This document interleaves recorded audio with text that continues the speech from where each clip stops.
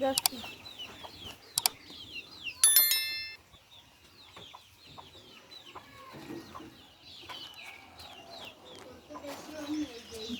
বাবুই পাখির বাসা, সুন্দর আকারে বাসার ভিতরে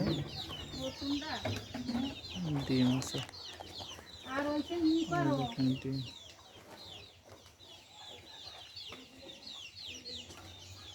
বাবুই পাখির ডিম।